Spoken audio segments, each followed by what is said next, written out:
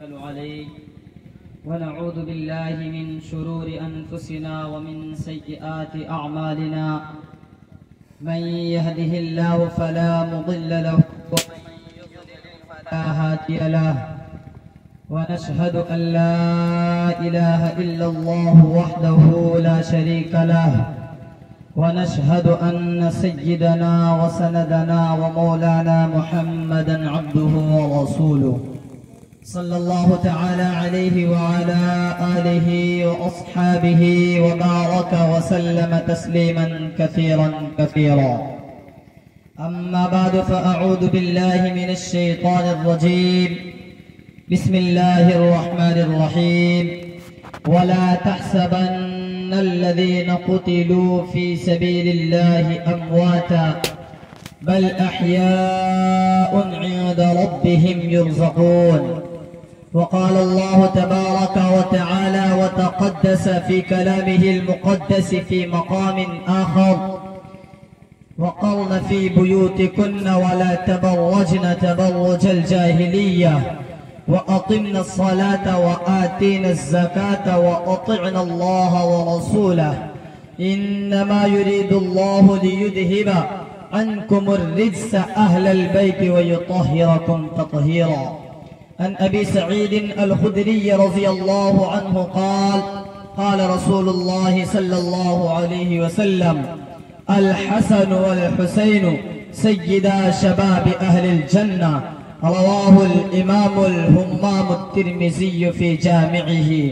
صدق الله العلي العظيم وبلغنا رسوله النبي الأمي الكريم ونحن على ذلك لمن الشاهدين والشاكرين والحمد لله رب العالمين. اسلام ما اطاعت خلفائے راشدین، ایمان ما محبت آل محمد است. اسٹیج پر رونق افروز علماء کریم، سامنے بیٹھے ہوئے حضرات سامعین کرام اور میری آواز کو پردے میں سماعت کرنے والی میری ماں بہنوں اور معصوم بچوں، اللہ تبارک و تعالی نے جس دن سے اس دنیا کو پیدا فرمایا، اسی دن سے لے کر آج تک اور آج سے لے کر قیامت تک رحمانی طاقت کا شیطانی طاقت سے ہمیشہ مقابلہ رہا ہے اور رہے گا. شروع سے ہی شیطان کو آدم علیہ السلام ایک آنکھ نبھائے اور کبھی بھی اولاد آدم شیطان کو ایک آنکھ نبھائے گی. یاد رکھیں کہ اللہ تبارک و تعالی نے اس دنیا کے اندر جو ہم لوگوں کو پیدا کیا ہے، ہمارے لیے دو ہی راستے ہیں. یا تو یہ ہوگا کہ ہم ماننے والے ہو جائیں یا ہم ٹھکرانے والے ہو جائیں. بیچ کا جو راستہ ہے اسے منافقت کہا جاتا ہے، جسے ہم اردو میں یوں سمجھیں: حج کیا کعبے کا اور گنگا کا اسنان بھی. حج کیا کعبے کا اور گنگا کا اسنان بھی، خوش رہے شیطان بھی راضی رہے رحمان بھی. تو یاد رکھیں، اللہ تبارک و تعالی نے سورہ بلد کے اندر فرمایا: وَهَدَيْنَاهُ النَّجْدَيْنِ، کہ ہم نے دو راستوں کی طرف رہنمائی کر دی ہے. ایک راستہ شیطانی راستہ ہے، دوسرا راستہ رحمانی راستہ ہے. اسی کو اللہ تبارک و تعالی نے سورہ بقرہ کے اندر آیت الکرسی کے بعد والی آیت کے اندر بھی فرمایا: قَدْ تَبَيَّنَ الرُّشْدُ مِنَ الْغَيِّ، ہدایت گمراہی سے زائل ہو چکی ہے. مطلب ہدایت ایک طرف ہو چکی ہے، گمراہی ایک طرف ہو چکی ہے. لیکن جو نہ اپنے آپ کو ہدایت کے کٹگھڑے میں کھڑا کرتا ہے، نہ اپنے آپ کو گمراہی کے کٹگھڑے میں کھڑا کرتا ہے، بلکہ اپنے آپ کو منافقت میں رکھتا ہے، تو ایسے لوگوں کے لیے رب باری تعالیٰ کا فرمان ہے، ان المنافقین فی الدرک الاسفل من النار، یقیناً منافقین جو ہوں گے، ویسے تو آپ کو معلوم ہونا چاہیے جہنم میں سزا تو سب کو ہوگی، لیکن جہنم میں جو سب سے خطرناک سزا جنہیں دی جائے گی، جہنم کے جو نچلے طبقے میں ہوں گے، یہ وہی منافقین ہوں گے۔ یہی کوفہ والے، ان کی منافقت ساری بدبختیوں کی بھی ایک انتہا ہوتی ہے، اور میں یہ کہنا چاہوں گا جتنی بھی بدبختی کی انتہا ہے، ساری کی ساری انتہائیں، بدبختی کی جتنی بھی انتہائیں ہیں، تمام کے تمام بدبختی کی انتہائیں کوفہ والوں پر ختم ہو جاتی ہیں۔ آپ یاد رکھیں، رجب المرجب کا مہینہ چل رہا ہوتا ہے، سن 60 ہجری کہ آب و تاب ہوتی ہے، اور یزید تخت پر مسند نشین ہوتا ہے، تخت پر بیٹھ کر سلطنت اور حکومت کے مزے لوٹ رہا ہوتا ہے، اور اس کا ایک گورنر ولید بن عتبہ نامی مدینے کے اندر موجود ہوتا ہے، اور یزید کی طرف سے ولید بن عتبہ کو یہ حکم سنایا جاتا ہے کہ آپ مدینے کے اندر تمام لوگوں سے بیعت کر لیں، اور یاد رکھنا یہ بات کہ جب آپ بیعت کریں تو عوام سے پہلے بیعت نہ کریں، پہلے بیعت آپ کریں تو سیدنا امام عالی مقام امام حسین رضی اللہ تعالی عنہ سے کریں۔ کیوں؟ اس لیے کہ مجھے ڈر ستائے جا رہا ہے، مجھے خوف ستائے جا رہا ہے، اگر اس حسین نے میری بیعت قبول نہیں کی تو مجھے خطرہ ہے اس بات کا کہ میری ہاتھ سے حکومت چلی جائے گی، میری سلطنت تباہ و برباد ہو جائے گی۔ لہذا ولید بن عتبہ کو یہ حکم ملا، آپ جو بیعت کریں گے تو سب سے پہلے امام حسین رضی اللہ تعالی عنہ سے بیعت کریں گے۔ امام حسین رضی اللہ تعالی عنہ کو ولید بن عتبہ اپنے دربار میں بلاتے ہیں اور کہتے ہیں کہ بھائی، آپ کو بیعت کرنے کو کہا گیا ہے، آپ میرے ہاتھ پر ہاتھ ڈال لیجئے اور میرے ہاتھ پر آپ بیعت کر لیجئے۔ آپ کا بیعت کرنا یہ یزید کی بیعت نیابت کہلائے گی۔ امام حسین رضی اللہ تعالی عنہ کہتے ہیں، یہ رات میں مجھ جیسے بندے سے بیعت لینے کا کیا مطلب؟ اس رات کی ظلمت و اندھیری میں مجھ جیسے آدمی سے بیعت لینے کا کیا مطلب؟ کیا فائدہ ہوگا تمہیں؟ اگر مجھ جیسے آدمی کی بیعت چاہیے تو تمہیں تو مجھ جیسے آدمی کی بیعت تو دن میں لینا چاہیے، تاکہ لوگ دیکھیں تو لوگ سمجھ سکیں، لوگوں کو پتا چلے کہ نواسہ رسول شہزادہ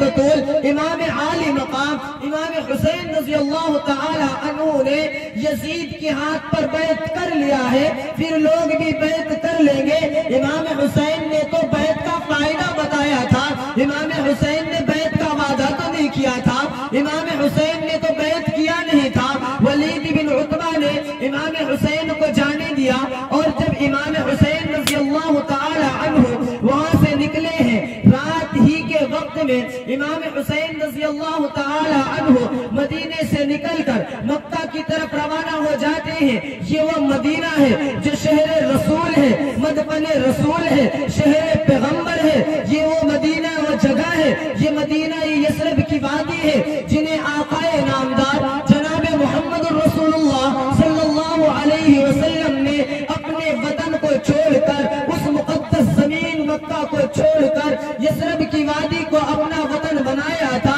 اس ظالم نے امام حسین رضی اللہ تعالی عنہ کو یہ وطن چھوڑنے پر مجبور کر دیا۔ امام حسین چلے گئے، ایک دو دن گزر گیا، ولید بن عتبہ نے معلوم کیا یا اس کے گورنروں میں سے سے کسی نے معلوم کیا ہوگا جو بھی ہوگا کہ بھائی امام حسین اب تک تو نہیں آئے، اب تک تو انہوں نے بیعت نہیں کی، آخر گئے کہاں، اب تک کیوں نہیں آئے؟ آپ کو پتا چلا کہ امام حسین تو چل پڑے ہیں، انہوں نے اپنے کارندے بھیجے، انہوں نے اپنے نمائندے بھیجے، انہوں نے اپنے سپاہی کو مکہ کی طرف روانہ کر دیا، لیکن اب اتفاق کی بات یہ ہے کہ امام حسین رضی اللہ تعالی عنہ مدینہ سے نکل کر مکہ کے گرد و نواح میں پہنچ چکے تھے۔ اور آپ کو میں بتاتا چلوں، یہ مدینہ مکہ جو ہے یہ امن کا شہر ہے، یہ وہاد البلد الامین ہے، یہاں چیونٹی کو بھی امن ہے، یہاں شکاری جانور کو بھی شکار نہیں کیا جاتا، یہاں باپ کے قاتل سے بھی بدلہ لینے کا حق نہیں ملتا۔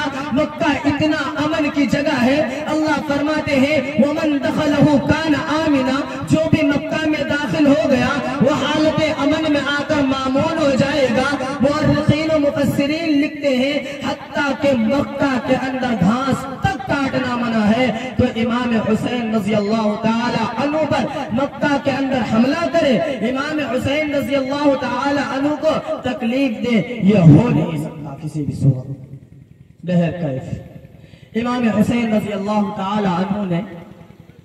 مکہ کے اندر غالباً 5 مہینے کا عرصہ گزارا، لیکن امام حسین رضی اللہ تعالی عنہ کا چین سے رہنا کوفہ کے غداروں کو پسند نہ آیا۔ امام حسین کا پرسکون مکہ کے اندر رہنا ان سازیوں کو پسند نہ آیا۔ مکہ کے اندر امام حسین رضی اللہ تعالی عنہ کا پرامن طریقے سے رہنا ان سازشوں کے آنکھ کو نہ بھایا، تو ان سازشوں نے خط لکھنا شروع کیا اور کہا اے امام حسین رضی اللہ تعالی عنہ آپ ہمارے یہاں آ جائیں، کیونکہ کوفہ وہ شہر ہے جسے بنایا حضرت عمر نے ہے، جسے بنایا حضرت حیدر کرار، حضرت علی المرتضی رضی اللہ تعالی عنہ نے ہے۔ اس لیے اے امام حسین آپ ہمارے یہاں آ جائیے، ہماری دینی رہبری کر دیجئے، ہماری رہنمائی کر دیجئے، ہمیں آپ کی ضرورت ہے، ہمیں آ کر آپ اپنے نانا جان محمد رسول اللہ کی شریعت سکھلائیے، ان کا دین سکھلائیے۔ جب امام حسین رضی اللہ تعالی عنہ کے پاس خطوط پر خطوط آتے گئے، وفود پر وفود آتے گئے، امام حسین رضی اللہ تعالی عنہ اپنے دوستوں کے پاس جاتے ہیں، اپنے ہم عمروں کے پاس جاتے ہیں، اپنے ان ساتھیوں کے پاس جاتے ہیں جو ان کے بچپن کے دوست تھے، مثلا عبداللہ ابن زبیر کے پاس جاتے ہیں، مثلا عبداللہ ابن عباس کے پاس جاتے ہیں، مثلا عبداللہ ابن عمر کے پاس جاتے ہیں اور انہیں جا کر خط دکھاتے ہیں کہ میرے دوستوں، میرے بھائیوں، میرے ساتھیوں، مجھے کوفہ والے بلا رہے ہیں، دین کی رہبری کا واسطہ دے رہے ہیں، لیکن ان کے ساتھیوں نے کہا اے امام حسین آپ وہاں نہیں جائیے گا، کیونکہ یہ لوگ بڑے بے وفا ہیں، یہ لوگ بڑے بے وفا ہیں، انہوں نے آپ کے والد کے ساتھ اچھا نہیں کیا تھا، یہ وہ لوگ ہیں جنہوں نے آپ کے بڑے بھائی حسن رضی اللہ تعالی عنہ پر حملہ کیا تھا، برچا کیا تھا، آپ کے بھائی حسن کے ران پر وہ زخم لگا تھا، یہ وہ بے وفا لوگ ہیں جنہوں نے آپ کے بھائی حسن رضی اللہ تعالی عنہ کو یا مذل المؤمنین کہہ کر تکلیف دی تھی، آپ ان پر بھروسہ نہ کیجئے۔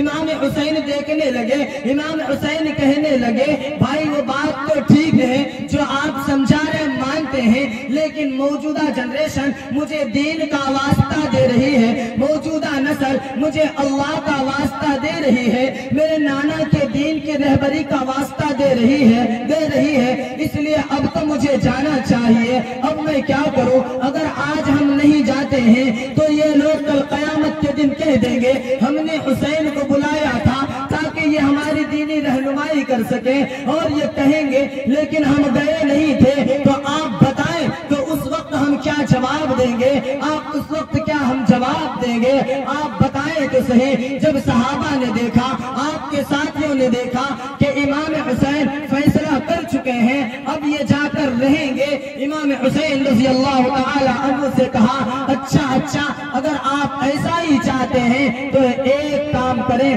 پہلے آپ اپنا نمائندہ بھیج دیں، اس کے بعد بات آگے چلے گی انشاءاللہ۔ بہرکیف یہاں تک بات پہنچی۔ امام حسین رضی اللہ تعالی عنہ نے اپنے چچا زاد بھائی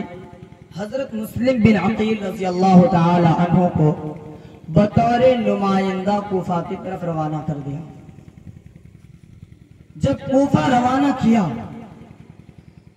حضرت مسلم بن عقیل رضی اللہ تعالی عنہ جب کوفہ پہنچتے ہیں، کوفہ والوں نے بڑی آؤ بھگت کی، خاطر مدارات و تواضع کیا، مہمانداری کی،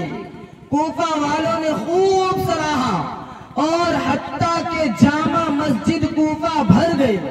اور حضرت مسلم بن عقیل رضی اللہ تعالی عنہ کے ہاتھ پر سب نے بیعت کی، اور آل محمد کی محبت کا دھم بھرا،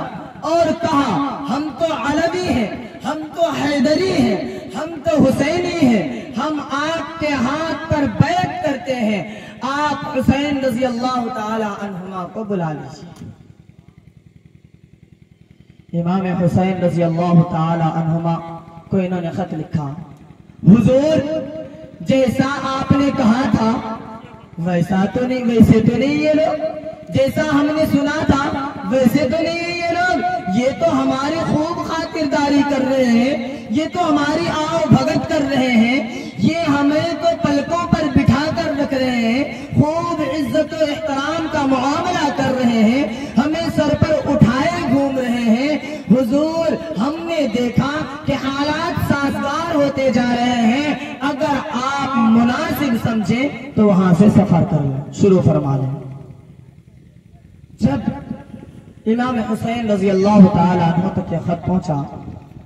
امام حسین رضی اللہ تعالی عنہ اپنے ساتھیوں کے پاس دوبارہ جاتے ہیں۔ آپ نے کہا تھا کہ اپنا نمائندہ بھیج دے، ہم نے نمائندہ بھیج دیا۔ آپ نے کہا تھا اگر وہ ویریفیکیشن لکھ دے، اعتماد کی بات لکھ دے، بھروسے کی بات لکھ دے تو چلے جانا۔ دیکھیں ہم نے نمائندہ بھی بھیج دیا، اور ہمارے نمائندے نے ویریفیکیشن بھی دے دیا ہے، اور اعتماد کی بات بھی لکھ دی، کیا اب بھی نہ جاؤں؟ ان کے ساتھیوں نے کہا ٹھیک ہے، اب آپ یہاں سے جا سکتے ہیں، اب آپ کو یہاں سے سفر کی اجازت ہے۔ امام حسین رضی اللہ تعالی عنہ بیوی، بچوں، بھائیوں، بھانجوں سمیت نکلے۔ اب ادھر امام حسین رضی اللہ تعالی عنہ نکلے، اور ادھر یزید نے کوفہ کا گورنر جو نعمان ابن بشیر رضی اللہ تعالی عنہ صحابی رسول تھے، جن کے دل میں آل محمد کی محبت تھی، ان کو بدلا، اور ان کی جگہ پر اس عبید اللہ بن زیاد کو لایا، جو بڑا ہی خطرناک آدمی تھا، جن کا نام سن کر لوگ تھرا جاتے تھے، جن کی ظلمت اتنی مشہور تھی، جن کی ظالمانہ حرکت اتنی معروف تھی کہ لوگ سن کر ہی کپ کپا اٹھتے تھے، لوگوں کے جسم پر لرزہ طاری ہو جاتا تھا۔ امام حسین رضی اللہ تعالی عنہ وہاں سے نکلے، یزید کو اس بات کی خبر ہو یا نہ خبر ہو کہ امام حسین مکہ سے نکل چکے ہیں، لیکن اس بات کی یزید کو ضرور خبر تھی کہ مسلم بن عقیل جو ہے وہاں پر پہنچ چکے ہیں، اور اس نے ادھر بدل دیا۔ اور جب بدلا، یہ عبید اللہ بن زیاد ظالم گھوڑے پر سوار ہو کر،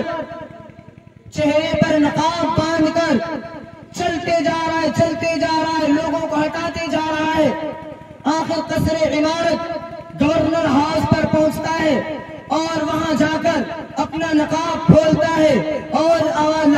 چلانے لگتا ہے، شور مچانے لگتا ہے، اور دہاڑنے لگتا ہے۔ آپ کو معلوم ہے میں کون ہوں؟ میں بصرہ کا گورنر، آپ کے کوفہ کا گورنر بن کر آیا ہوں۔ مجھے لوگ عبید اللہ بن زیاد کہتے ہیں، اور ہم نے سنا ہے تم نے ان کی محبت کا بھرم بھرا ہے۔ مراد مسلم بن عقیل ہے، جو بھی مسلم بن عقیل سے اور ان کے ماننے والوں یعنی حسینیوں سے محبت کا بھرم بھرے گا۔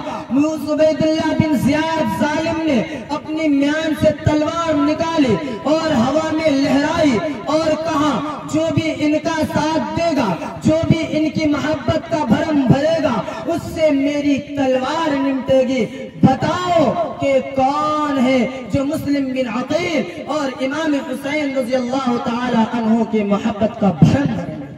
کون ہے ایسا؟ وہی کوفی جو کل تک علوی علوی کہتے نہیں تھکتے تھے، وہ کوفی جو اپنے آپ کو حیدری کہتے کہتے ان کی زبان نہیں تھکتی تھی، وہ کوفی جو اپنے آپ کو حسینی کہتے کہتے اپنے آپ کو مٹانے کی بات کرتے تھے، وہ کوفی جنہوں نے جامع مسجد کوفہ کے اندر مسلم بن عقیل رضی اللہ تعالی عنہ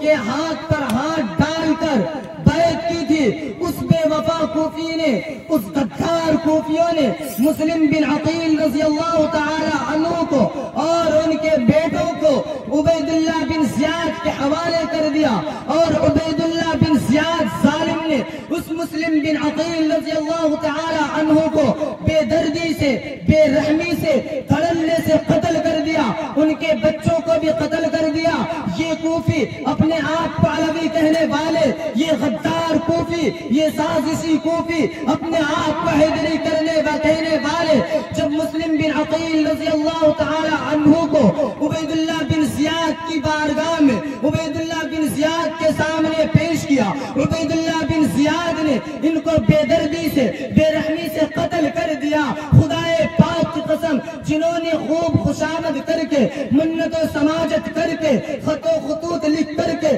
لیٹر پہ لیٹر بھیج کر کے امام حسین کو بلایا تھا، امام حسین نے اس لیٹر کے نتیجے میں مسلم بن عقیل کو اپنا نمائندے کے طور پر بھیجا تھا، اور عبید اللہ بن زیاد نے جب انہیں بے رحمی سے قتل کیا، ظلماً قتل کر دیا، شہید کر دیا، خدائے پاک کی قسم ان غداروں کے کان پہ ایک جوں تک نہیں رہی۔ یہ غدار ہے، یہ بے وفائی ہے۔ بے وفائی کی ساتھ کتنی بھی انتہائیں ہوں، سارے کی سارے انتہائیں ان کوفیوں پر ختم ہو جاتی ہیں۔ اب جب اتنا ہوا، امام حسین ادھر چل پڑے ہیں۔ آتے آتے آتے آتے ایک مقام ہے، مقام زبالہ یا مقام زیالہ، وہاں پر امام حسین رضی اللہ تعالیٰ پہنچتے ہیں، اور عبید اللہ بن زیاد جو ہے، حر بن یزید الریاحی رضی اللہ تعالی عنہ کو 1000 لشکر دے کر کے بھیجتے ہیں، جاؤ تم امام حسین رضی اللہ تعالی عنہ کا راستہ روکو۔ امام حسین رضی اللہ تعالی عنہ کے پاس ایک مقام پر چل کر ملتے ہیں یہ دونوں آپس میں۔ امام حسین رضی اللہ تعالی عنہ سے بات چیت ہوتی ہے، اور جو بھی باتیں ہوتی ہیں امام حسین علیہ کی بات ہو جاتی ہے۔ اس کے بعد امام حسین رضی اللہ تعالی عنہ کا راستہ روکنے کے لیے وہ عبید اللہ بن زیاد ظالم کمبخت عمرو بن سعد کو 4000 فوج لے کر کے بھیجتا ہے پیچھے سے۔ اب جب عمرو بن سعد امام حسین رضی اللہ تعالیٰ عنہ کے پاس آتے ہیں، ملتے ہیں، ہم آپ کو جانے نہیں دیں گے، ہم آپ کو نہیں جانے دیں گے، آپ ہی رک جائیں۔ تو کیوں نہیں جانے دے گا بھائی؟ کیا مسئلہ ہے تیرا؟ مجھے عبید اللہ بن زیاد نے بھیجا ہے آپ کا راستہ روکنے کے لیے، اور یہ حکم دیا ہے یا تو آپ کو قتل کر دیا جائے یا آپ عبید اللہ بن زیاد کے ہاتھ پر بیعت کرنے کو راضی ہو جائے۔ آپ سوچیں تو صحیح، جو یزید کی بیعت قبول کرنے کو تیار نہیں، وہ نوکروں کے چاکر کے ہاتھ میں قبول کرنے کو تیار ہوں گے؟ جو بادشاہ کو قبول کرنے کو تیار نہیں، تو کس کھیت کی مولی ہے بھائی؟ تجھ سے تیرے ہاتھ پہ ہم کیسے بیعت کر لیں گے؟ امام حسین رضی اللہ تعالی عنہ کو یہ منظور نہیں ہوا، تو وہ لوگ لڑائی کے لیے بالکل آمادہ ہو گئے۔ اب امام حسین رضی اللہ تعالی عنہ نے انہیں کہا دیکھو بھائی، میں تجھ سے لڑنے نہیں آیا، حارث بن زید اور اسی طرح چند جو کوفہ کے چودھری اور بڑیڑے بنے ہوئے بیٹھے تھے، اپنے آپ کو پردھان اور مکھیا سمجھ رہے تھے، اور خطوط جو بھیجے تھے ان کا نام بتا، دیکھو انہوں نے مجھے بلایا ہے اسی لیے میں آیا ہوں، میں تمہارے پاس نہیں آیا ہوں۔ ہاں اگر ان کی نیت بدل گئی ہے، یہ غدار ہو چکے ہیں، تو کوئی بات نہیں، میں واپس چلا جاتا ہوں، یہ نہیں بلاتے تو نہیں جاتا میں۔ تیسرا یہ کہ کوئی مسلمانوں کی جو سرحد ہے وہاں بھیج دے مجھے، میں جا کر کے اللہ کے راستے میں جہاد کروں گا، یا تیسرا آپشن یہ ہے کہ تو ہٹ، یہ ہٹ، سب ہٹ، یہ میرا معاملہ ہے اور یزید کا معاملہ ہے، میں اور یزید آپس میں مان لیں گے۔ عمر بن سعد نے کہا ٹھیک ہے بھائی، آپ اگر ایسا کہتے تھے ایک کام کریں، آپ رکیں، ہم پہلے یہ خط یہ بات جو ہے عبید اللہ بن زیاد کو بتائیں گے، اس کے بعد وہاں سے جو فیصلہ آئے گا اس کے مطابق ہم فیصلہ کریں گے۔ عمر بن سعد نے عبید اللہ بن زیاد کو خط لکھا، حضور بات بن رہی ہے، بات بنتی جا رہی ہے، یہ تو صلح کی بات کر رہے ہیں، مجھے بڑا پسند آیا، اب آپ جو کہہ دیں، جب ایجنسیوں کے پاس رپورٹ ہم بھیجتے ہیں نا، بولتے ہیں مجھے تو اچھا لگ رہا ہے، باقی حکمران بالا جو کہیں گے وہی، حکم سرکار آپ کا جو ہوگا وہی ہوگا، مجھے بہت اچھی ترکیب لگی، آپ کیا کہتے ہیں؟ جب عبید اللہ بن زیاد کو عمر بن سعد کا یہ خط ملا نا،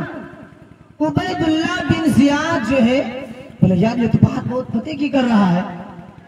عبید اللہ بن زیاد کہہ رہے بات تو پتے کی کر رہا ہے، میری جان چھوٹی، بھیج دو اس کو یزید کے پاس۔ اور یہ بات طے تھی کہ اگر یزید کا سامنا امام حسین سے ہوتا، امام حسین کی روحانی ہستی کو دیکھ کر ممکن تھا، عین امکان تھا اس بات کا کہ امام حسین کو چہرے انور کو دیکھ کر، کیونکہ امام حسین رسول اللہ صلی اللہ علیہ وسلم کے کلیجے کے ٹکڑے تھے، جگر گوشہ تھے، آپ کے روحانی شخصیت کو دیکھ کر ہو سکتا ہے کہ یزید کوئی ہدایت مل جائے، اس پر بات کر لیتا۔ آپ کو لگا اب یہ عبید اللہ بن زیاد سوچنے لگا میری تو جان گئی، ان دونوں کا آپس میں چھوڑ دو، جو کرنا ہوگا کرنا رہا۔ لیکن وہیں ملعون شمر ابن ذیل جوشن بیٹھا ہوا تھا کمبخت، اور یہ جو وزیر ہوتے ہیں نا بڑے کمبخت ہوتے ہیں، جتنا بادشاہ ظالم نہیں ہوتا، بادشاہ کا وزیر اتنا زیادہ بڑا ظالم ہوتا ہے۔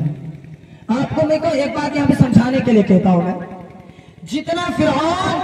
ظالم نہیں تھا اس سے بڑا اور اس سے کم وقت جو ہے نا اس کا حامان ظالم تھا۔ جب حضرت موسیٰ علیہ السلام